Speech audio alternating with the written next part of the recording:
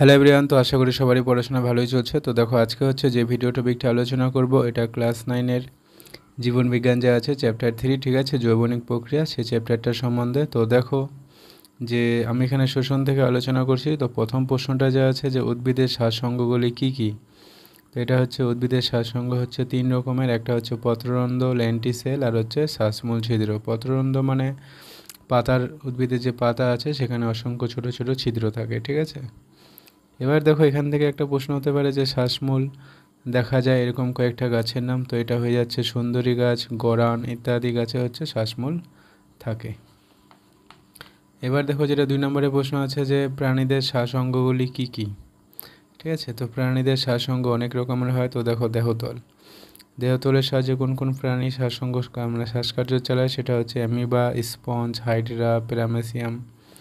এবার দেখো যেটা আছে যে শ্বাসনালী। তো দেখো উদাহরণ হচ্ছে শ্বাসনালী পতঙ্গ শ্রেণীর প্রাণী আছে আরশোলা, ফড়িং। এবার আছে দেখো যে ফুলকা, ফুলকার সাহায্যে কে কে শ্বাসকার্য চালায়। তো উদাহরণ হিসেবে দেখো রুই, কাতলা, চিংড়ি, শামুক ইত্যাদি। 4 নম্বরে যে আছে অতিরিক্ত শ্বাসযন্ত্র কার কার দেখা যাবে। তো উদাহরণ হিসেবে কই, শিঙ্গি, মাগুর ইত্যাদি। এবার দেখো আরেকটা আছে যে ফুসফুস। তো উদাহরণ হিসেবে মানুষ, পাখি, সরীসৃপ, উভয়চর ইত্যাদি প্রাণীগুলো যা আছে এদের শ্বাসঅঙ্গটা হচ্ছে ফুসফুস। এবার দেখো যেটা 3 নম্বরের প্রশ্ন যে চিংড়ি, কাঁকড়ার ফুলকাকে কী বলায় বা কী বলা হয়। তো এটা অ্যান্সারটা হয়ে যাচ্ছে বুকগিল। এবার দেখো 4 নম্বরের প্রশ্ন আছে যে মাকড়সা, কাঁকড়া, বিছের শ্বাসঅঙ্গের নাম কি। তো এটা হয়ে যাচ্ছে বুক, লাং। এবার 5 নম্বরের দেখো প্রশ্নটা যে মানুষের ফুসফুসের অবস্থানটি লেখো। তো এটা কোথায় থাকে মানুষের ফুসফুসটা। তো বেসিক্যালি আর কি বুকের যে বুকটার মধ্যবর্তী অংশ। তো দেখো কী বলেছে যে বক্ষ গহ্বরের মধ্যে মধ্যচ্ছদার উপরে হৃৎপিণ্ডের দুপাশে অবস্থিত। এবার দেখো 6 নম্বর প্রশ্নটা যা আছে যে ফুসফুসের আবরণটির নাম কি। এটা হচ্ছে মোস্ট ইম্পর্টেন্ট প্রশ্ন এখানকার। তো ফুসফুসটা যা আছে ফুসফুসের আবরণটার নাম হচ্ছে প্লুরা। আর প্লুরা যা আছে এটা হচ্ছে দ্বি-স্তর বিশিষ্ট, মানে প্লুরার 2টা স্তর থাকে। এবার দেখো ভিতরের স্তরটার নাম কি। ভিতরের স্তরটার নাম হচ্ছে ভিসেরাল প্লুরা। দুটাই ভ মনে রাখবা, হ্যাঁ, এটাও ভ, এটাও ভিসেরাল প্লুরা। আর বাইরের স্তরটাকে বলা হচ্ছে প্যারাইটাল প্লুরা। এবার দেখো যেটা 7 নম্বরের প্রশ্ন আছে যে প্রতিটি ফুসফুসে অসংখ্য ক্ষুদ্র ক্ষুদ্র কী থাকে। তো অ্যান্সারটা হয়ে যাচ্ছে বায়ুথলি থাকে। আর মোট বায়ুথলির সংখ্যা হচ্ছে 30 কোটি। এবার দেখো 8 নম্বরের প্রশ্ন যে মানুষের শ্বাসপেশিগুলোর নাম। এটা মোস্ট ইম্পর্টেন্ট প্রশ্ন। তো মানুষের শ্বাসপেশি আর কি আসে পরীক্ষায়, যে কী আছে দেখো এটা হচ্ছে পঞ্জরাস্থি মধ্যস্থ পেশি, আর একটা হয়ে যাচ্ছে যে মধ্যচ্ছদা বা ডায়াফ্রাম। তো এগুলো হচ্ছে মানুষের শ্বাসপেশি। তো এবার দেখো যেটা 9 নম্বরের প্রশ্ন আছে যে ধূমপানের ধোঁয়াতে কী কী বিষাক্ত পদার্থ থাকে। তো এটা অ্যান্সারটা হয়ে যাচ্ছে carbon monoxide, carbon dioxide, acetone, benzopyrene, ঠিক আছে, বেঞ্জোপাইরিন ইত্যাদি। এবার দেখো যেটা 10 নম্বরের প্রশ্ন আছে যে ধূমপানের ফলে কী কী রোগ হতে পারে। তো এটা সবাই জানে যে ধূমপানের ফলে কী কী রোগ হতে পারে। তো দেখো ব্রঙ্কাইটিস হতে পারে, এমফাইসিমা, তারপরে শ্বাসনালী, ফুসফুস ও মূত্রাশয়ে ক্যান্সার ইত্যাদি। এবার 11 নম্বর প্রশ্নটা দেখো যে সক্রিয় ধূমপানের তুলনায় নিষ্ক্রিয় ধূমপান অধিক ক্ষতিকর হয় কেন। তো এটার অ্যান্সারটা হয়ে যাচ্ছে যে কারণ হচ্ছে ধূমপানের ধোঁয়া বাতাসের অক্সিজেন দ্বারা জারিত হয়ে বেশি ক্ষতিকারক হয়ে ওঠে। মানে ধূমপানের ধোঁয়াটা যে বাতাসে মিশবে, ঠিক আছে, সেটা বাতাসে মেশার পর বাতাসে যে অক্সিজেনটা আছে সেটার দ্বারা জারিত হয়ে বেশি আর কি ক্ষতিকারক হয়ে ওঠে। এবার দেখো যেটা 12 নম্বরের প্রশ্ন আছে যে কোষীয় শোষণ কাকে বলে। তো এটার অ্যান্সারটা হয়ে যাচ্ছে বস্তুর জারণ ঘটে এটিপি বা শক্তি উৎপন্ন হওয়াকে হচ্ছে কোষীয় শোষণ বলে। মানে বস্তুর আর কি খাদ্যবস্তুর যে জারণ ঘটে যার ফলে এটিপি বা শক্তি উৎপন্ন যে হয় সেটাকে হচ্ছে কোষীয় শোষণ বলা হয়। এবার দেখো 13 নম্বরের প্রশ্ন যে শোষণের বিক্রিয়াগুলি কোথায় সম্পন্ন হয়। তো এটা অ্যান্সারটা হয়ে যাচ্ছে যে কোষ শোষণের যে বিক্রিয়াগুলো আছে সেটা হচ্ছে সাইটোপ্লাজম ও মাইটোকন্ড্রিয়াতে সম্পন্ন হয়। এবার দেখো 14 নম্বরের প্রশ্ন যে শোষণ ও দহনের মধ্যে পার্থক্য লেখো। তো এটা অ্যান্সারটা হয়ে যাচ্ছে শোষণ যে আছে এটা হচ্ছে প্রকৃতি আর কি, এটা হচ্ছে জৈব রাসায়নিক প্রক্রিয়া। আর দহনটা যে হচ্ছে এটা হচ্ছে অজৈব রাসায়নিক প্রক্রিয়া। শক্তির মুক্তি, শোষণে হচ্ছে শক্তির মুক্তিটা ধীরে ধীরে ঘটে আর দহনে হচ্ছে দ্রুত ঘটে। আলো ও তাপ, দেখো শোষণে শুধুমাত্র তাপ সৃষ্টি হয় আর দহনে আলো ও তাপ উভয়ই সৃষ্টি হয়। এবার দেখো 15 নম্বরের প্রশ্ন যে কোষীয় শোষণ কত প্রকার। তো এটা অ্যান্সারটা হয়ে যাচ্ছে 3 প্রকার, যথা সবাত শোষণ, অবাত শোষণ এবং সন্ধান। তো ঠিক আছে, কোষীয় শোষণ যে আছে এটা হচ্ছে 3 প্রকারের হয়। তো এবার দেখো যেটা মোস্ট ইম্পর্টেন্ট প্রশ্ন এখান থেকে, যে 16 নম্বরের প্রশ্নটা, যে সন্ধান কি আর সন্ধানের অর্থনৈতিক গুরুত্ব লেখো। তো এটা অ্যান্সারটা হয়ে যাচ্ছে যে শোষণ প্রক্রিয়ায় শোষণ বস্তু যেটা হচ্ছে গ্লুকোজ অক্সিজেনের অনুপস্থিতিতে ব্যাকটেরিয়া, ইস্ট জাতীয় ছত্রাকের দেহকোষ থেকে নিঃসৃত উৎসেচকের প্রভাবে আংশিক জারিত হয়ে বিভিন্ন জৈব যৌগ উৎপন্ন করে এবং আংশিক শক্তি নির্গত হয়, তাকে হচ্ছে সন্ধান বলে।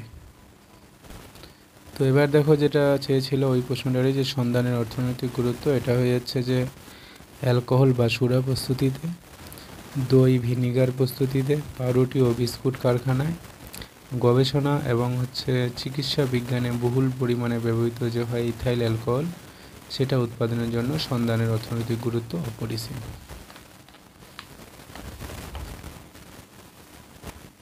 তো এবার দেখো যেটা 17 নম্বরে আছে, যে পার্থক্যটা সবাত শোষণ, অবাত শোষণ ও সন্ধানের তুলনা, সেটা হয়ে যাচ্ছে যে দেখো প্রথমটা হচ্ছে মুক্ত অক্সিজেন।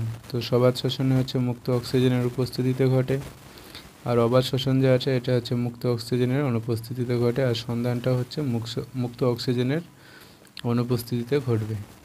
এবার হচ্ছে দেখো কী হয়, যে গ্লুকোজ সবাত শোষণ যে আছে গ্লুকোজটা সম্পূর্ণ জারিত হয়, অবাত শোষণে হচ্ছে আংশিক জারিত হয়, আর সন্ধানে হচ্ছে আংশিক জারিত হয়। এবার সবাত শোষণে উৎপন্ন বস্তু কী কী আছে, কার্বন ডাইঅক্সাইড, জল। আর অবাত শোষণে উৎপন্ন বস্তু কী কী আছে, দেখো কার্বন ডাইঅক্সাইড, জল, জৈব অক্সাইড। আর সন্ধানে দেখো কী কী আছে, ইথাইল অ্যালকোহল, ল্যাকটিক অ্যাসিড। ঠিক আছে, এবার আছে শক্তি। আর সবাত শোষণে হচ্ছে সম্পূর্ণ শক্তি নির্গত হয়, প্রায় মোটামুটি 686 কিলো ক্যালোরি উৎপন্ন হবে।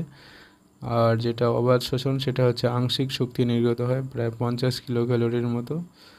আর যেটা সন্ধান আছে সেটা হচ্ছে আংশিক শক্তি নির্গত হয়, সেটা হচ্ছে 36 থেকে 50 কিলো ক্যালোরির মতো।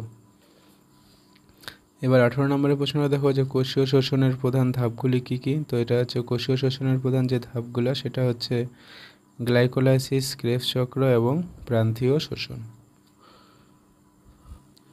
তো এবার দেখো যেটা 19 নম্বরের প্রশ্ন আছে, যে গ্লাইকোলাইসিস কি বা এটাকে ইএমপি পথ কেন বলা হয়। তো এটা অ্যান্সারটা হয়েছে যে প্রক্রিয়া কোষের সাইটোপ্লাজমে গ্লুকোজ অণু বিভিন্ন উৎসেচকের প্রভাবে আংশিক জারিত হয়ে 2 অণু পাইরুভিক অ্যাসিড এবং 2 অণু এটিপি উৎপন্ন করে, তাকে হচ্ছে গ্লাইকোলাইসিস বলে। মানে গ্লুকোজটা যে আছে ওটা আর কি বিভাজিত হবে, সেটা 2 অণু পাইরুভিক অ্যাসিড তৈরি করবে এবং 2 অণু এটিপি উৎপন্ন করবে। ঠিক আছে, এটাকেই বলা হচ্ছে গ্লাইকোলাইসিস।